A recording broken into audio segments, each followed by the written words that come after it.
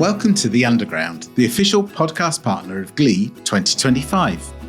I'm Phil Wright, and together with my co-host Kate Turner, we took our podcast booth to the Glee show in Birmingham to capture a snapshot of the industry and take the pulse of what's going on in the garden sector right now. As well as recording 20 interviews, Kate and I ventured out of our recording booth to gain some insights from exhibitors on the show floor. If you've been working in the garden sector for a while, you no doubt already know how special it is. The support from trade associations, colleagues, and peers across the industry can be invaluable. In this episode, we catch up with Nat Boynton and Meg Warren-Davis from the YPHA as the industry celebrates the culmination of their Launch Success Challenge. And we also hear what initiative they have coming next. We also chat with Kaz Edwards of Heart of Eden about the support she received earlier this year. We are here this morning with Natalie Boynton and Megan Warren-Davis. Thank you very much both for joining us. You're both members of the YPHA. It's an absolute pleasure to have you both on. Thank you very much for having us. You've both been on before, so friends of the show, which is great. What are you both hoping to take away from Glee this year? We're here today with a really important purpose, really, which is to graduate our 10 delegates from our Launch Success Challenge. So really exciting to have such a platform to do that and to celebrate their success and the success, hopefully, of the programme. So I think that's the main thing for us today is to help more people find out what we've been doing and celebrate what has been achieved, because it's been a real journey. And this was always sort of the line in the sand of where we would finish it up. So I think it's nice to get to that finish line. Yes, definitely. To see their progress has been amazing over a year that they've been working on this project, and just see the final pieces come together and see the development of everyone's journeys in creating a new product has been amazing. Well, let's talk a little bit about the Launch Success Challenge. So we had Beth Anderson on the podcast, and she told us all about the experience from a delegate's point of view. But what was your vision for the programme when you first created it? So, YPHA, when we started YPHA, coming up 6 years ago now, one of the things that Molly, Liam and I all felt was that the industry is very good at finding people that like plants and teaching them more about plants. Yes. But in the meantime, and you guys all know this really well, there's so many other things that are integral to what we do and are a huge obstacle to making the progress the industry needs to make that we're just expected to figure out for ourselves. Yeah.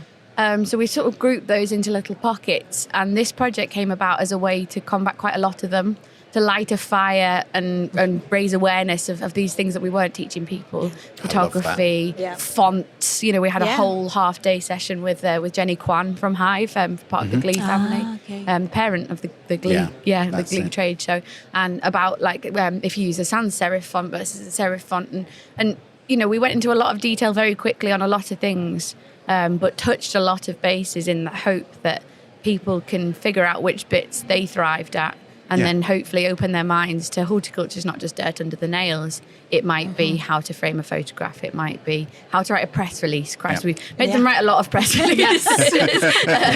But those things like when you're launching a product, write your own press release. Really valuable skills. Yeah. So it was sort of a way to link that together into something that was fun as well. Sort of an apprentice style approach, I guess, to launching the product. And thanks to the support, especially from Barley, we were able to bring Meg on the journey with us. Right. And Meg's been documenting it. When you say the help from Barley, I'm not talking about the country. Who are we talking about? The British Association of Landscape Institutes, so the trade association for landscapers. When we first said that we were going on this journey and we'd had sponsorship for the delegates, I said I just really wish that we could be taking more. And Wayne, who is an absolute hero for YPHA, Wayne from Barley, said that he would help contribute the funds to add Meg's name to the list of people. So Meg's been every step of the journey with us filming it. Right. So tell us what that experience was like, Meg. It's amazing. I'm so grateful that I've been able to come through on this journey, because I've learned so much even just by watching all of the delegates go through this process. So I've had experience in all of these rooms, like going to Flora Media and seeing about branding, how that's helped me in my own career, and then in the terms of like the documenting side of it, learning more into editing and videography and really developing those skills as well. Okay. But yeah, just to see the transformation on camera, those initial interviews with the delegates, all the way to the BBC Gardeners World Live where it was launched, has been, it's amazing to see the before and afters. You put the footage side by side, and it's amazing how far they've come. And I'm just so grateful that I've been able to be part of that journey. So your role in your day-to-day job is social media, is that right? Is that still there, or I do my own social media around houseplants. Yes. So I do make videos around that. Yeah. It tends to be more short form, but this is more of a documentary style. Right. And then I do work in marketing as my day job. Right. So it like kind of congeals everything together. Oh, amazing. And you were able to get the time off to do the things that you needed to do? Yeah, so I'm hugely grateful for my previous workplaces. They've been able to grant me some time off to go and support the YPHA, and being really flexible with time off and yeah, because I mean that's a really big thing. You can't do it without the support of the people Employers, who are employers. Yeah. So no, that's really good to hear. So it was a big step to take to run the Launch Success Program. What was it that encouraged you to take this bold, real world approach to the program? So when we first wanted to do YPHA, back before we actually did it, we asked one of the big industry organisations if they could take it under their remit, and they said it wasn't a priority. Right. And then I think that lit a fire that young people should be a priority. And again, we appealed, and Lily Matthews and I wrote out a detailed proposal for what was the first version of Launch Success. And we applied for funding from a well-resourced industry body. Right. Okay. And they said it didn't align with their priorities. So we took a step back, and we'd already worked out for that program how much it was going to cost, how much money we'd need, and it felt insurmountable. Yeah. And then Boyd being Boyd, gosh, that guy, the things we all owe that guy for the guidance he's given us in our careers, said, well, you just put out an article saying that you're looking for funding, and on the first phone call we got back from, we want to do this project, but we need to raise this money, was Peter Moore, old Choicea breeder from sort of Hillier Heritage. Yep. And he said, I'll be your main sponsor, and put up a good chunk of the funds. I cried. So good. I had a little, I was so emotional because so many people hadn't thought that it was worth or one group of people hadn't thought it was worth supporting, or it didn't align with their priorities or whatever. So and then once Peter signed on, and we had that sort of bulk, we knew that through the project we would be able to generate some funds, because there's a rebate on the sales of the item is a condition of signing with a partner. So BGC this time gave a sort of a surcharge on each item, which has come back. So we knew at that point that we were going to get a chunk back at the end. So Molly said, right, well, worst case, we self-fund, and at the end that money regenerates what we've used on the way through. But it wasn't necessary. Didn't need to do that. No. So some brilliant bodies. I'm really scared to try and name them in case I miss somebody, but the BPOA's up there, Bacon Camp themselves, Flora Media were a big part of it. The Westland put in a good chunk. Again, the GCA sponsored our minibus around the Netherlands. It was piecemealed, but every little vote of confidence just made it.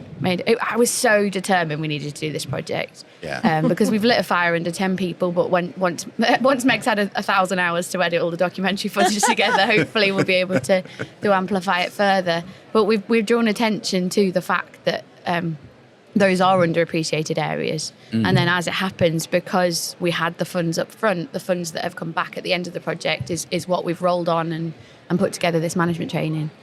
So the project sort of not only supported the 10 in it and all of the people that see Meg's documentary, but also is now putting another 12 through a different version of Let's Not Teach People More About Plants.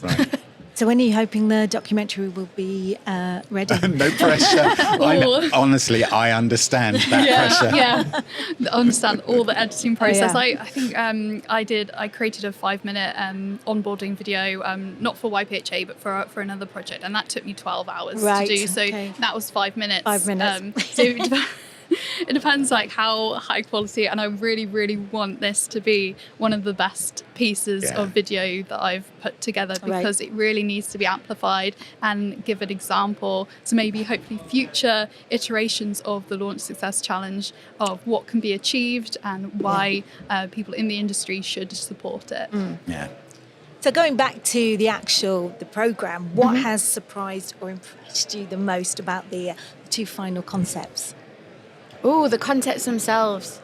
I mean, what we intended to do was to remove all these limitations, and you guys have experienced them. That's not how we do things. Yeah. You know, we tried that in 1974 and it didn't work. Like that. And you just the world's changed since then. Even in the last 5 years, you know, the approach to attracting new customers is so different. And I think the group whose concept was most of what went to market, where they came up with this front-back label. Yep. Like, we've had this indoor-outdoor thing for a while where we know that the plant could be used in either.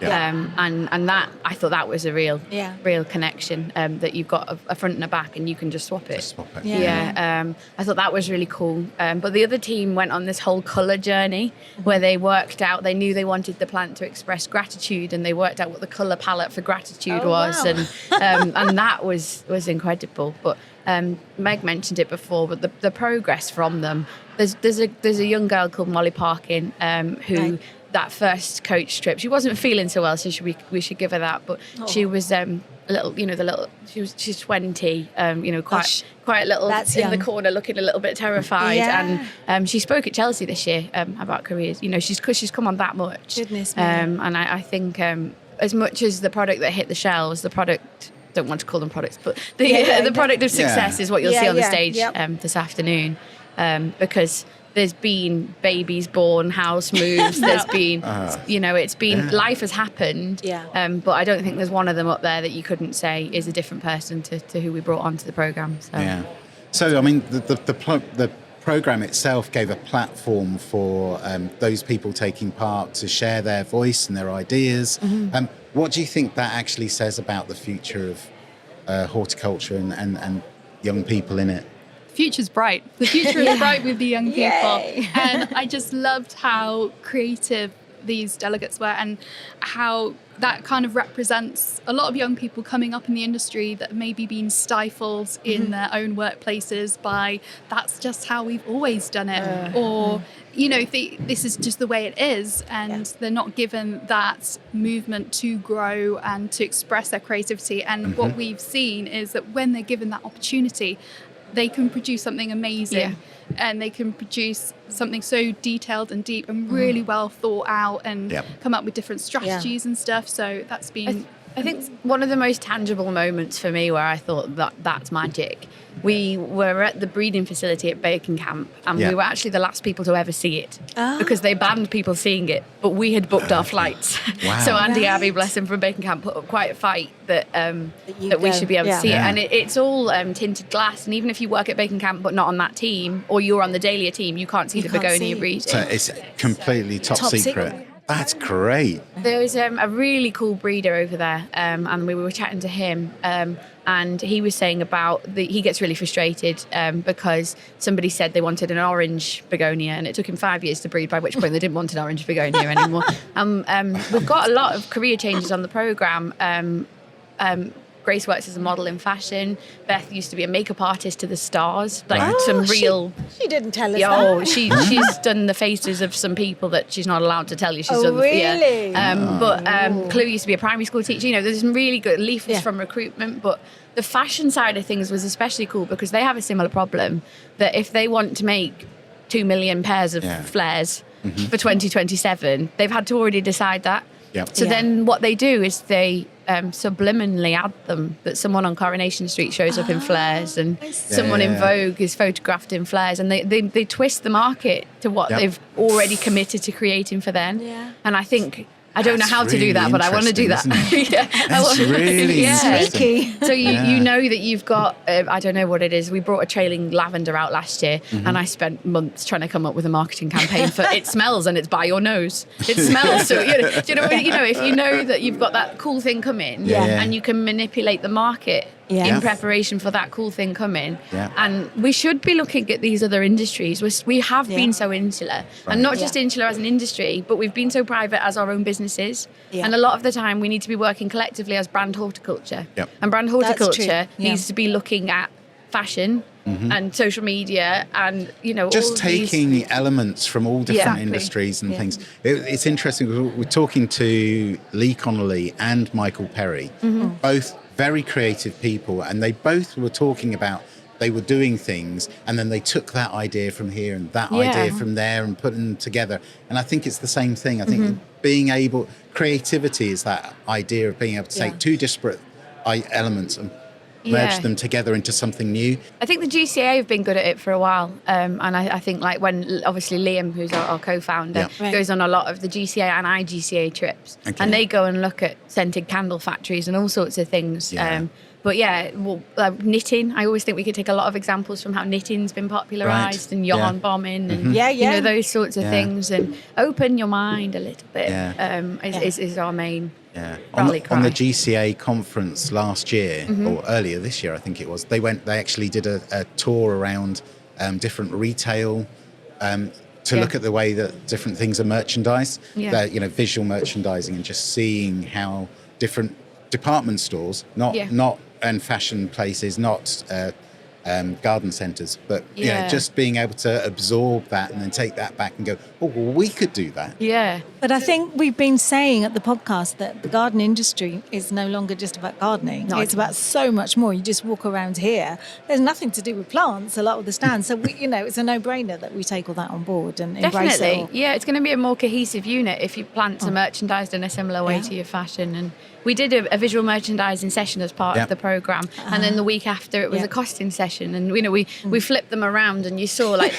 Liv, absolutely, Olivia Blackburn, who's now got a job as a buyer at British Garden Centres, but she's a strategic, analytical, data-driven person, and then you get the likes of Grace, where you put her in front of a camera and she was just a different person. And I think that's what we've tried to do, is take them on a tour and see which bits lit up each person. And I hope that they've taken that from the programme, which bits they thrived on, or the bits where they should look to place themselves. Oh, that's really inspiring. So you've mentioned this earlier, but off the back of the Launch Success Challenge, you've now introduced a management development programme.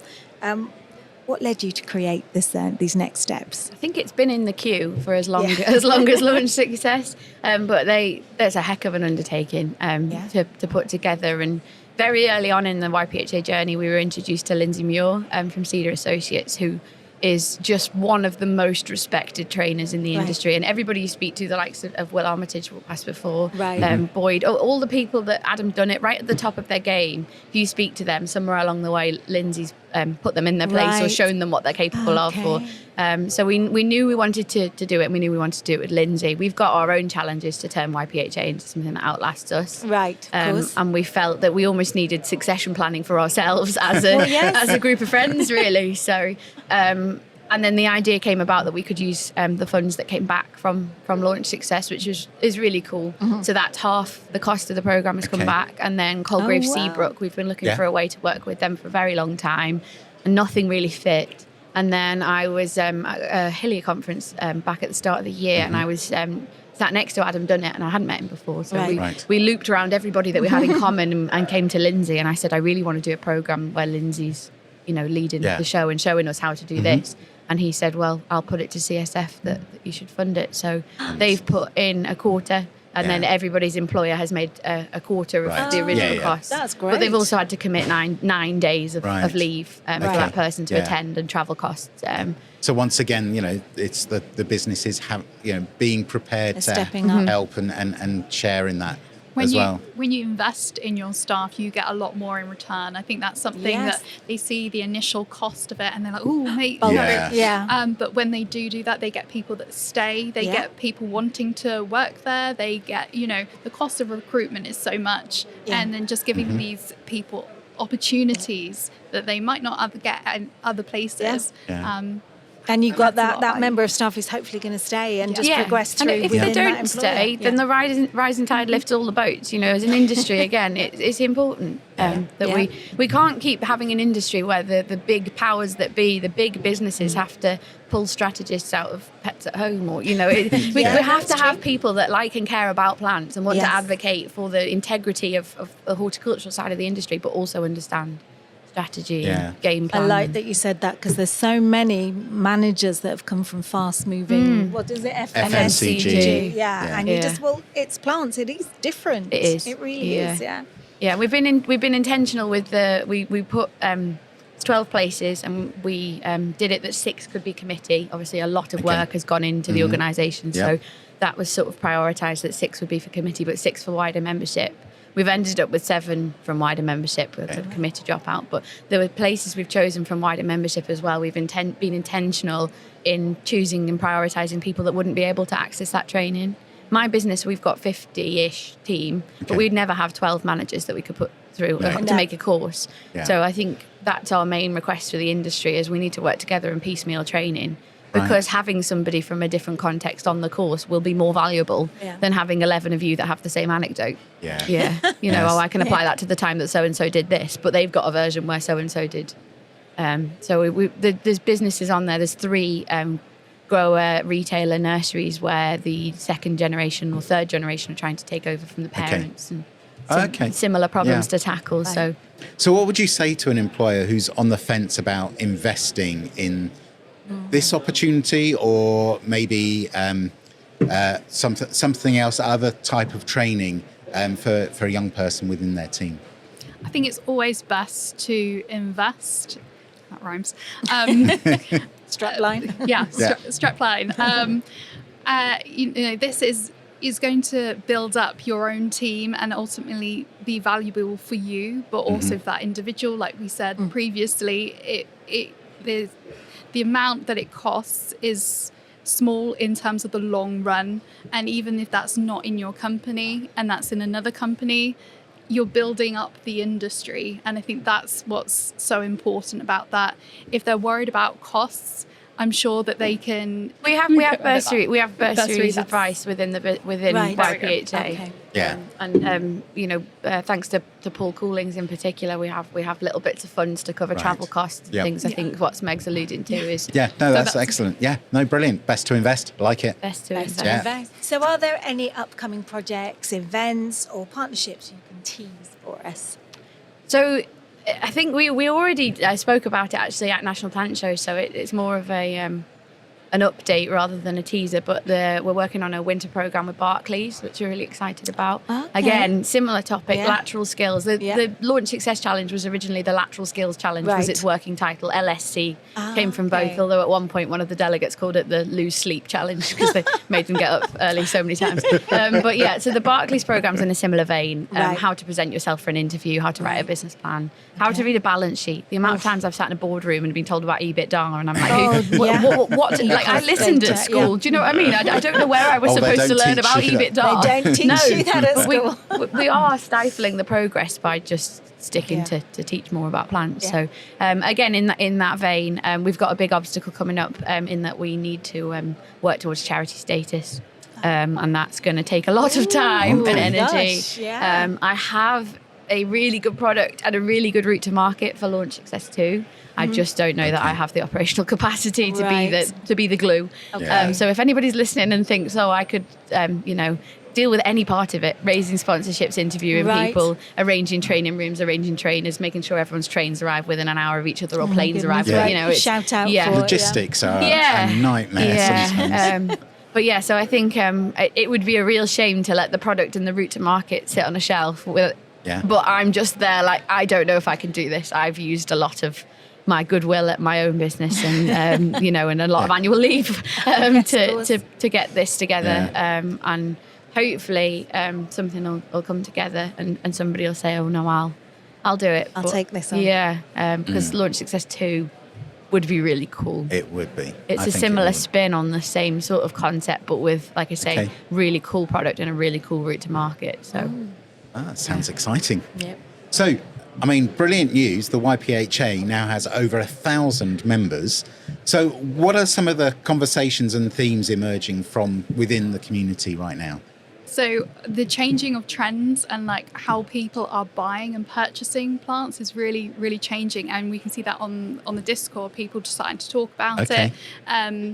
And what is the future of buying and selling. One of the things is TikTok shop. So we've got, especially in the houseplant space, you can see a lot of sellers like Urban Tropicana. They've launched their TikTok shop and they're on TikTok live a lot of days out throughout the week. And you can like watch a video, they can present the plant, they can package the plant in live, and you can comment live and you can buy plants as they're doing it, and sometimes they can come up on the screen. Some shops have that function where they can literally see so-and-so has purchased this plant, and it creates that, it's like QVC but on your phone, I was thinking that. Constant. And you know, you can do thousands and thousands of sales that way because you can reach a massive audience across the UK. There are obviously different things with TikTok you've got to be aware of, such as the TikTok rules and community guidelines and things, and to just be aware of that they have their own rules, and at the moment they favour the buyer. So there can be issues when it comes to lots of chargebacks, accidental and things. So that's really something to bear in mind. But needs researching. Needs researching. But this movement towards technology and towards social media and using that as creating your own market for your product, which is so important, I think. And what the houseplant community has done so well since 2020. They come up with this random plant that no one has really heard of. So there's one called Magic 8 Ball. It's got a name change, and it's the Monstera that's out of Australia. And you know, you never think, I really want that new interesting Monstera called Magic 8 Ball, and they've marketed it in a way that everyone wants it, and there's a waiting list for it, and now they've got a European supply, they've got a suppliers in the Americas, and loads of people really want it, and so there's going to be, I don't know, queues for it maybe when it does launch, when the Thai Constellation did launch in America. So, but there's a speaker here at the moment, actually, Ginny, who's from TikTok. And I heard her speak yesterday, and she was saying that this creates a halo effect as well, where the same product, because they've seen it in TikTok, on TikTok. God, I'm not the right person for TikTok as well. But they then will drive to a store to buy it as well.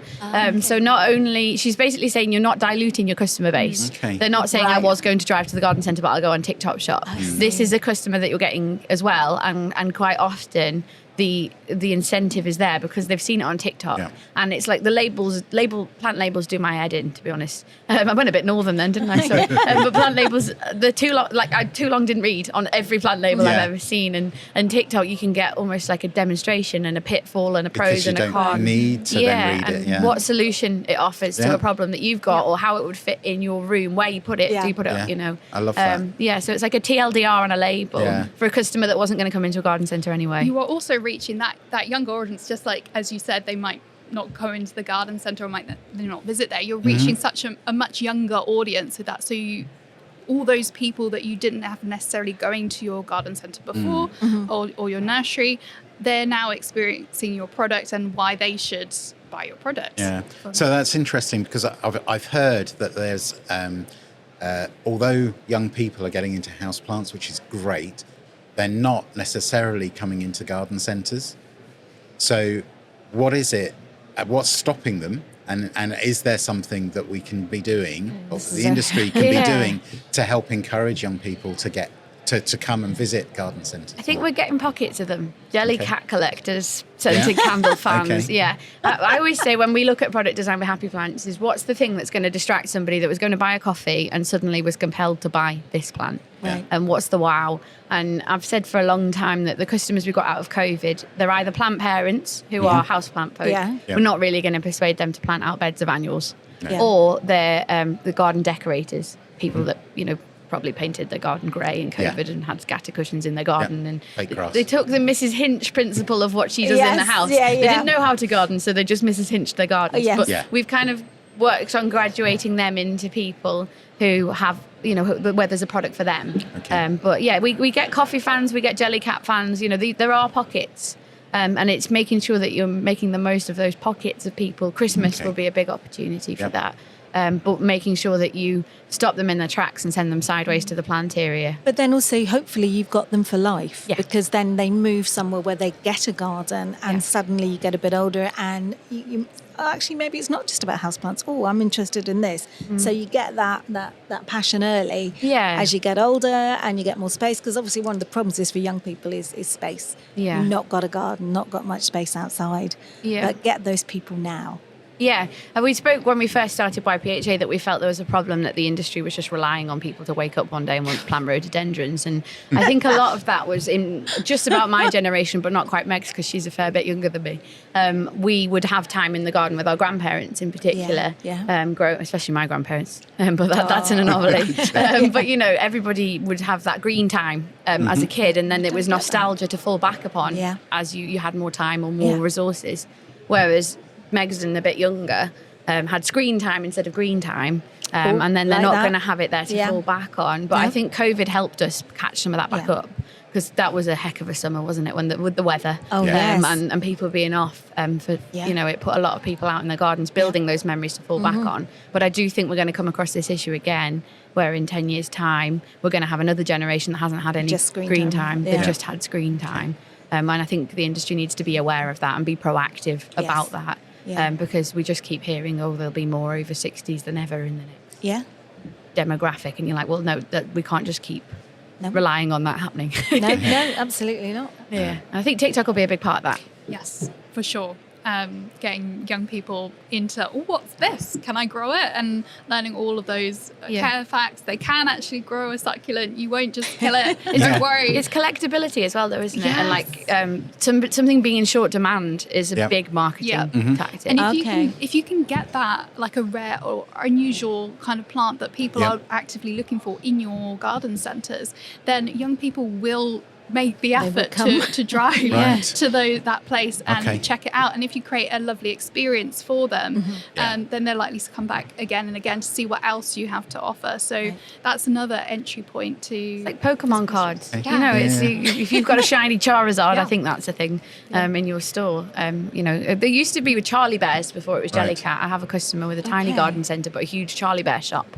And he would get they'd drop the rare ones with him because it would send people on like a treasure hunt. And it's that kind of same concept is what houseplants have done really well. Take it from someone who's got 300 houseplants. It works. Trust me. Oh, that's great. But no rhododendrons yet. No. We're going to start wrapping things up, but before we do that, Nat, I bumped into you briefly at the National Plant Show earlier this year, and you mentioned that although the good weather had been good for garden centres, this didn't necessarily translate to nurseries, such as yours, Happy Plants. Can you expand on what you meant by that? Yeah, so our crops are really fast moving, and that means that we have an amount in each window, and we can't really make that more or less at short notice. We can't pause them, we can't fast forward them. And the window of the season became so contracted, it started so early, and we had the amount ready that we had. And it meant that the garden centres purchased a lot in from other avenues, the continent, other nurseries, whatever, which they're well within their rights to do. But then the season did the season stop? They all had a lot of stock in when things started to slow down. We still had stock coming ready, and we had stock coming ready well into July. Last year, July was a really good sales month because they hadn't hit their targets in May last year. Whereas in May this year, they hit their targets and just seemed to play it really safe for the rest of the year, to the point that the HTA marketing review for July says garden centre footfall was up, but plant sales were down. And I think it's because they had sort of the dregs of this bit left here. Meanwhile, we had really nice plants coming ready on the nursery weekly with no real route to market. Some really smart retailers, in my mind, obviously, made the decision to clear the dregs, had a big clearance weekend, and kept everything fresh and new and exciting, and had sort of a core offer each week, whereas I had other stores that said, oh, sorry, my balance sheet says that I've got too many plants, but they didn't have any colour, they didn't have any rubbish. It's like trying to sell an advent calendar in February and saying you've got too much inventory. And you're in February trying to, it's just It was a real shame, and we could see it happening. And certainly back in April, an article went out on Hort Week saying, "Well, it started early, so it'll finish early." And you just think, "Thanks, that's that really helps. helpful." Yeah. And also not necessary, because last year when they needed July to hit their targets because they were so far behind from May. Whereas a mediocre May, we still sold everything. You know, they just didn't buy the chunk on top of ours. Yeah. And last year they needed it, and they got on social media, they got busy, they drove the volume, they, you know, had really good offers, they really kept it going. But we're seeing it again with autumn, unfortunately. Okay. Autumn went very early, I think, because they hadn't had anything new in for so long, because their balance sheet said they had too many plants. And they bought autumn very early, and then have almost run the momentum out of it a bit. But you've got customers that you've grown a heck of a lot of stuff for. Yeah. And there's no contracts in horticulture. Right. So you grow it, it's trust. Okay. And you're saying, look, you're not getting through the volumes you need to. Can we look at putting a multi-buy on? And they say, no, we need to protect our margins. Meanwhile, my margins are rotting on the nursery. And we need to be really careful, because there's already so much consolidation. There's already so many chains buying their own stores, or just grower retailers shutting down nurseries that supply people around the corner and drive around in the car boot every time they sell a shelf, you know, and they let them pick the colours, all going. You can only do this if you do it on a scale. And if you do it on a scale, when you're pushing string, you're pushing string. You know, it's when you're in the crap, you're in the crap. Yeah. But you can edit that bit out if I'm allowed to. When you're pushing string, you're pushing string. And it's really dangerous. And I don't think it makes any sense, because those nurseries aren't going to be there in 4 or 5 years. We take on enough risks. Right. We take on too many risks to not have allies when we need help. And we did have allies. We had some really good allies. But there's others that you think, when you're looking at producing stuff for them for next year, you think, well, we're looking after them in that bit where they got the chance to make all that money. And then they just left us to fend for ourselves. It leaves a bit of a sour taste. The main take home from it, it's not about me and my nursery. It's about this industry needs a safe supply of UK plants. Yeah. And it's a bit like with farming. Nobody's setting up a new farm. You've got the nurseries you've got. They're consolidating. They're getting bigger. Yeah. But they're getting bigger because families like us and like the Allensmore guys are, you know, putting a lot of risk on the line, a lot of money on the line to grow, to fulfill the need that's there for the product. But we can't just do it for we don't do it for fun. You know? No. Well, we do. It's a business. Yeah, but it's a business. The love of it doesn't pay the bills. No. And it's commercial realities. Definitely. And I think that it can be quite short-sighted to stop buying to protect your own margin when it means that the growers might not be there to supply your good bits in So what would be one kind of plea that you would give to anyone listening? It's a relationship. Right.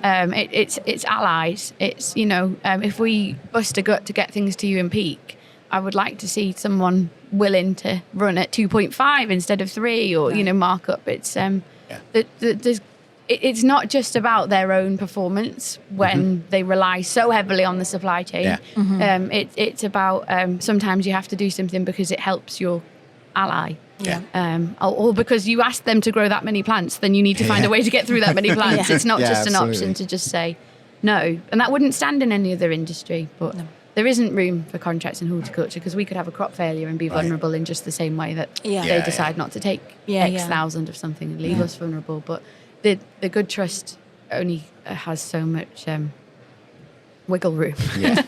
Yeah, it's been a really hard one, and I think as much as any year, it's the most cynical I've been.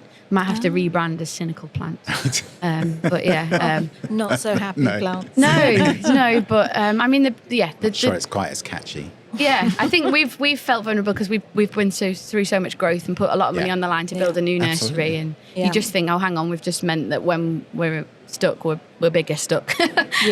So, but Well, I think that absolutely wraps things up here. But it's been wonderful talking to both of you, Meg and Nat. Thanks so much for coming to see us. Food for thought as well. Yeah, definitely. Thank you. Thank you so much. Okay, so I'm here with Mark from Creative TV. Mark, how are you finding the show so far? Very good, actually. We had a really good day yesterday. Lots of visitors, lots of new visitors as well. So yeah, really good. Yeah. And it's an interesting business model you've got. I mean, it's not like anything else you see around the show, but it's really eye-catching. Yeah. I mean, I guess that's the whole point of it, isn't it? Absolutely, yeah. So in-store TV promotion is there to sell product to a customer when they're actually in store, so it catches their attention just as it's done for you today. Right. So we're stood in front of this solar fountain display here, and you were telling me this is one of your best sellers at the minute, or getting the most traction at the moment. Yeah. Well, currently over the summer it's been the best seller, but that will change because what we do is we change the product on that stand depending on the time of the year. So that product will change every 12 to 16 weeks. Okay, so in the garden centre you install the stand, but yet the product and the videos will be changed on a rotational basis, Correct. depending on the season. Yeah, exactly. Okay, so we've got solar fountain here. Just tell me about some of the other products that you've got. Okay, so in the wintertime we'll go to more Christmas-related products and gifting products because, the garden centres sort of trim back down on garden and more gift products come into store. So we actually do that and we mimic that on our display stands. Okay. It's quite a wide array of products you've got. You source those from just worldwide, or? Yeah, we do. We go to China shows, but we actually work with other European companies that do TV promotions. So we work as a group. Okay. And do you, with the, because you create the videos and things, are you actually a video production company as well? We are. We do it all in-house, yeah. Fantastic. Well, just wish you all the best with the rest of the show. Yeah, thank you. Cheers, Mark. Yeah, cheers. Thank you. I am so thrilled to welcome onto the show today Kaz Edwards, who is the National Sales Manager for Heart of Eden. Hi there, amongst many things. Hi, Kaz. Hello, how are you? I should have written it down. So, Kaz, maybe we could start by if you could share a little bit about your career journey in the garden care industry. Of course, yes. It started about 17 years ago, bizarrely. Wow. I'd been in recruitment for 5 years, which was very hard sales, and that kind of went south when the recession hit. Okay. So I decided to take a 2-month secondment temporary job at Miracle Grow as seasonal staff. And that ended up lasting about 10 years. Okay, because very seasonal. Yeah. So I started very much in the sort of customer services, order processing, and then very quickly worked my way through to looking after key accounts, very much on the supportive logistics side. Right. And then by the time I left, I was looking after B&Q for Miracle Grow. That's a biggie. Which was huge, yes, in every sense, but fantastic. So I was with Miracle Grow for 10 wonderful years, and then moved over to Bordemona. Again, looking after B&Q and national accounts from that side.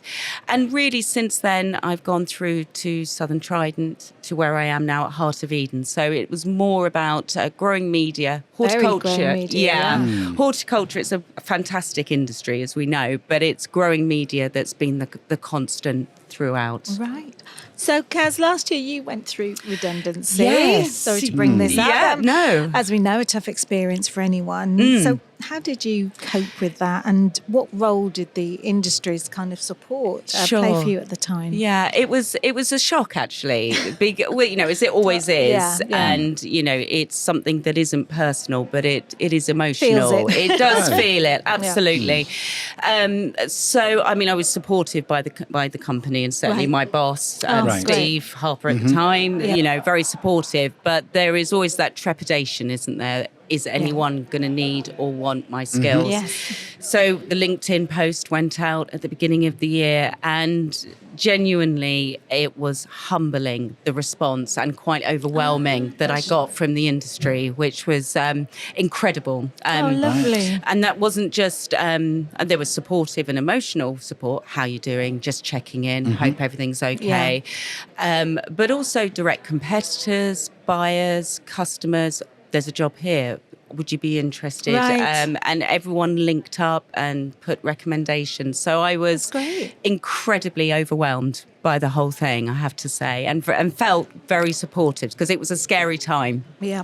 And I think, the industry, we know that it's incestuous and everyone knows everyone else. And that's one of its strengths, actually. And that really came to the fore for me personally. So how long was it from kind of being made redundant to working with Heart of Eden? I was on garden leave. Well, not garden leave. I was on 3 months' notice. So I finished in March, and I started 2 weeks later with Heart of Eden. Oh my at the beginning goodness. of April. Incredible. Yeah. Wow, I didn't realise it was that soon. No, So- I was very, very fortunate. And like I say, with the support with the industry, I was in a very a fantastic position that I was able to choose a role that I wanted to go in. And whilst the companies that were offered to me were fantastic and would have been fantastic, Heart of Eden, because of the growing media connection, passionate about sustainability and peat-free, it just ticked every box. And I like to joke that they wanted someone with a growing media retail expert. They couldn't find someone, so they asked me to do it. But it felt like a really natural move. So beginning of the year, absolutely lost and dejected. But actually, I've gone into a role where I feel that I'm doing some really good work and I love my job. Brilliant. Yeah. So, really happy. Yeah. Good news story. That's really good to hear. So looking back, what did you feel that you've learned from that transition period that you carry with you now? I think this is true, certainly again of the industry, but I think in all work ethics, I think the way that you treat people through your career and your daily life will pay you back in twofolds. Back at you. Yeah, absolutely. I mean, certainly from a sales perspective, relationship building is incredibly important to what I do. Yep. And I hope that, respectful treating people honestly and being candid at all times pays dividends. And I think that's what came back to me. So my advice to anyone is be aware of everybody that you interact with, whether it's the admin person, the receptionist, the sales director, and everyone in between, because you never know when those people are going to be able to support and help you. Yeah, absolutely. I think we were talking a bit about that last night, weren't we? We were. Make sure you treat the person down below with as much respect as those, because as you go down and they come up. 100%. Yeah. So what advice would you give anyone in the industry who might be facing career uncertainty or big changes like the ones that you've experienced? Be bold.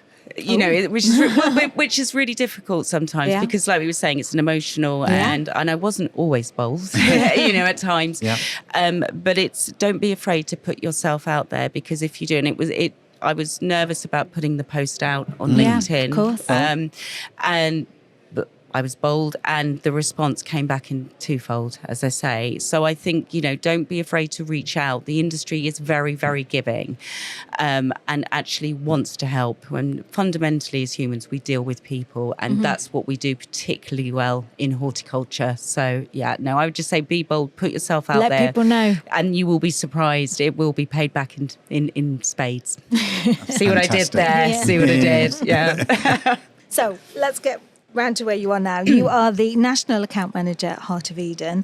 Can you tell us, you've told us a bit about the growing media, but what else was it about the company that drew you to it? I think the main driver is it became really important to me over the last sort of few years of my career that sustainability and efficacy in growing media has been lacking in the last 2 years. And we know. Yeah, we do. With the peat-free argument, and it's not really an argument per se, it will come, but it's been rumbling on in the industry. What I loved particularly about Heart of Eden is that they've always been peat-free. So whereas some manufacturers of growing media are having to react to that change with varying degrees of successes, Heart of Eden have never had to make that adaptation. So you get sustainability, but you also get that efficacy. And one of my passionate sort of drivers is making sure that the consumer opens a bag of compost and it's going to be useful, it's going to be sustainable, and it's going to be effective. Because there's nothing worse. There's so much work in industry to get that bag of compost into that consumer's hands. Yeah. And if it's substandard, they plant their first-time gardener plants their tomato plant or their petunia or their hanging basket for the first time, if it doesn't grow, they've spent £30 on a pot, £10 on a plant. And if it doesn't work, the compost, they will disengage and think, I can't garden. It's not for me. I haven't got green fingers. So it was really important to me with Heart of Eden that actually we have a product that works, but it ticks that box. It gives back. It doesn't take away. Right, like that. So the transition to peat-free has been a huge thing in the industry, as you just said. But Heart of Eden hasn't had to go through that transition because you've always been peat-free. So how have customers been responding to your products? I think Well, very positive is, 100% positivity behind it, because I think that most consumers and arguably most people in our industry have been disappointed with peat-free. And I think if we're all being really candid, it hasn't hit the mark for a number of years. Right. It is improving, definitely. Certainly, they don't necessarily know who Heart of Eden are, because we've been, for 25 years, we've been there on the commercial landscaping side. But as a brand, which was born out of the need in COVID, it's a relatively new brand. And there is a suspicion with peat-free that, I don't like it, it doesn't work, for the reasons we've just spoken about. And I think there have been some new entrants into the market who really haven't quite hit the mark as well. So. Indeed. And it almost puts things backwards in people's minds, which is detrimental to all of us. Certainly Heart of Eden. But one of the things that, particularly doing shows like Glee, when customers actually feel and see and look and use our compost, they are genuinely surprised. Obviously, we've got samples out at Glee at the moment. Yeah, of course. But it looks and feels like you want to put your hands in. I mean, one should always wear gloves when handling growing media. But, with peat-based, you want to engage and be in with the soil. And you can do that with ours. It's not full of wood shavings. It's not smelly or mulchy. It is a good compost, and I think people are surprised by that. And also the how effective it is. It actually is a growing media. It is a compost, and that shouldn't be a surprise to anyone, because they're coming to our retailers, all of these gardeners and consumers, expecting them to be the experts and sell them the tools they need to have a successful gardening experience. Yeah. So from your perspective, what do you see as the biggest opportunities and the biggest challenges for garden care business in the next few years? Well, I think the opportunities, we all have to be more sustainable. And I know it's something that is constantly sort of battened around. But given the industry that we're in, we should be at the forefront of that movement. At the very least, all of us should be doing our part. Heart of Eden are already doing it, and we'll continue to do that. It's just, you don't get with that. It's a constant thing. I think the challenge is obviously the peat ban coming, not only not coming. I think it will come, obviously, because retail has moved on. Certainly in the retail market has moved on, and for a number of years. So it's definitely here to stay. So to resist and say I will use peat until I can't is a fair comment. But the reality is it will go.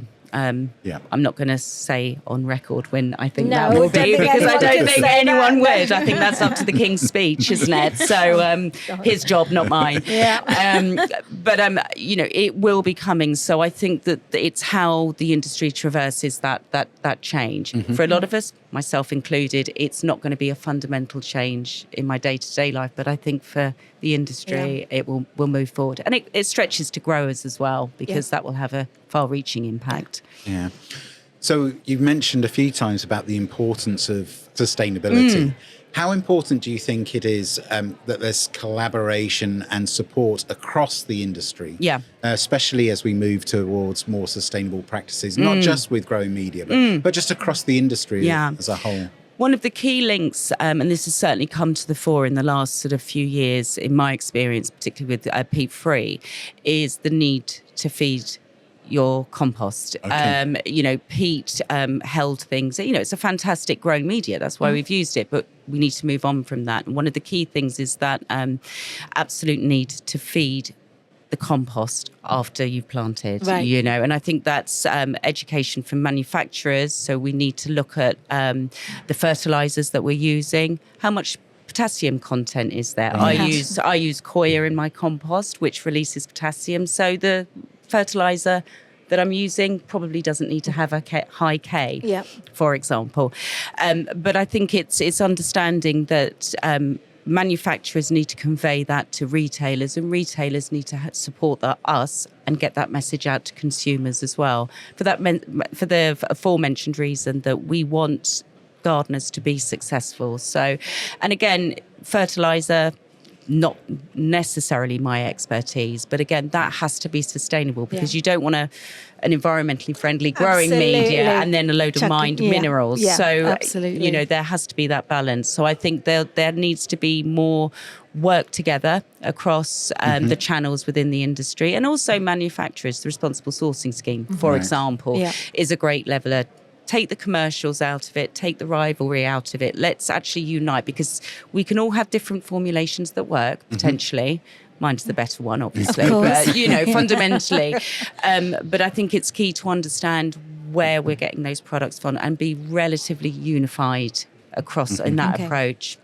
And so apart from the responsible sourcing scheme, what other things do you feel could be done? Is it an education thing?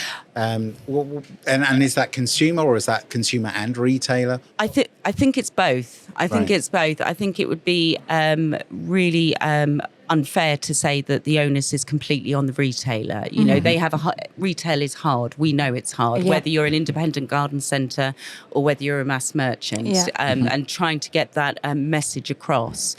I can sell into my buyer very, very simply and easy because I'm having a conversation with that person, and I can do all the benefits and of my product to convey that into a retail agenda. I think that the manufacturer needs to support the buyer to get, whether that's point of sale, things like this, media. It's about getting that message out there, and I think that that's absolutely key. The message is key, but you have to do that as a collaboration with the retailers and the manufacturers. Definitely. We were talking about that with Peter Burks from the Garden Centre Association, how important it is. And they're the sort of forums, the GCA as well, that can actually advocate that kind of activity. Absolutely. So this year's Glee show brings many, many brands, buyers and voices together. What's been your impression of the show this year? It's been, every show is different. I think this is my 16th I Glee. know.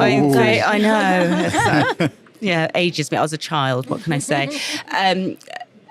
I think it's been, every Glee is slightly different. I have been quite busy because of the new job, so I haven't really left the stand too much. But I think that there's always that buzz. There's always that excitement. I think this season's has gone well for the most retailers. So that's a positive. And manufacturers, the sun came out. So it certainly did. That always helps. Not so much for grass, but anyway. So I think that at this time of year, it's time for people to sort of take stock. And that's coming apparent. Okay, what worked this year? What didn't work last year? So have you actually spotted any trends or innovations here? You said you haven't been off the stand very much. Not very much. But have you spotted anything that's really excited you, or you thought, that's interesting? Well, not so much trends around Glee. As I say, I've been a slave to my stand. But actually, one of the points, sorry to keep going back to the peat-free, but very much the top of the conversation. 4 or 5 years ago, people would be presented with a peat-free and the instant reaction would be, I'm not using that. Right. I use peat. I don't do that. And dismiss it. The tone of the conversation has definitely changed, and it's become very noticeable with Glee this year is, yes, I want to use peat-free, or I don't know what peat-free is. Can you tell me about it? So for me, that's incredibly encouraging. It's, from the people, the diehards of no, through my dead fingers will I be using peat-free, to suddenly, let's embrace this. So that's been the real change I've seen, or the difference this year. Yeah. Okay, so what's next for Heart of Eden? Anything on the horizon that we should be watching out for? I think for me and the business, we just want to get our name out there. I think we are pitched in the right format. I think we are a point of difference within the growing media market, which is competitive. I've no interest to take huge amounts of business, from the mainstays. But actually, I think for Heart of Eden, we'll be doing a lot more sort of PR, a lot more collaborations as well, because not everyone knows who we are. And I think we're amazing. And I'm incredibly proud, genuinely proud of what we do. I love the branding. Thank you. I think it's very simple. Yes, I can't take credit for that. No. But no, I think it's a nice clear messaging. It does what it's supposed to do. Yeah. And for us as a business, our strategy is to get it into consumers' hands, because we know once they start using it, they're going to be delighted with it. You mentioned that you are a challenger brand. So what's the biggest challenge as a challenger brand that you're facing? Is it just being noticed and getting the name out there? Yeah, I think so, because I think it's twofold. There are, very established growing media brands out there that arguably have gone through formulation changes over the last 10 years. But they're not the same product, but consumers always buy them assuming that it's going to be the same. Course, and that's not always the case.